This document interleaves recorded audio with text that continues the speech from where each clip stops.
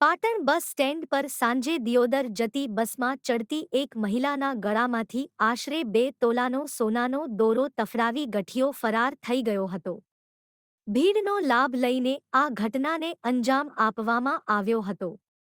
આ બનાવના પગલે બસ સ્ટેન્ડ પર લોકોના ટોળા ઉમટી પડ્યા હતા. નવસારીના રહેવાસી રંજનબેન ઈશ્વરભાઈ ઠક્કર પાટણ ખાતે હોસ્પિટલમાં દાખલ પોતાના સંબંધીની ખબર પૂછીને તથા ધાર્મિક કથા સાંભળીને પરત ફરી સાંજે દિયોદર જવા માટે પાટણ બસ સ્ટેન્ડ પહોંચ્યા હતા.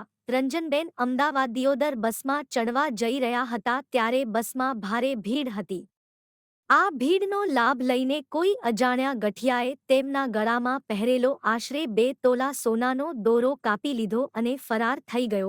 ઘટનાની જાણ થતાં તાત્કાલિક 112 નંબર પર કોલ કરવામાં આવ્યો હતો.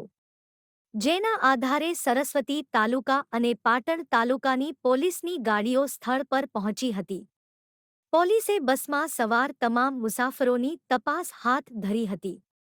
સ્નેચિંગનો ભોગ બનેલા રંજનબેન ઠક્કરને ફરિયાદ નોંધાવવા માટે Patan B division police station લઈ જવામાં આવ્યા હતા. પોલીસે આ બનાવ અંગે વધુ તપાસ હાથ ધરી છે. દિયોદરથી આવતી હતી, પાટણ હોસ્પિટલમાં આવી હતી. મારા જીજાજીને એડમિટ કર્યા હતા ને બોલાવા આવી હતી. તો અહીંથી આવીને દિયોદર જવાના હતા. દિયોદર કથામાં આવી હતી. તો મેં કથામાંથી પછી અત્યારે જીજાજીને બોલાવીને હવે રાતે ઘરે જઈએ દિયોદર.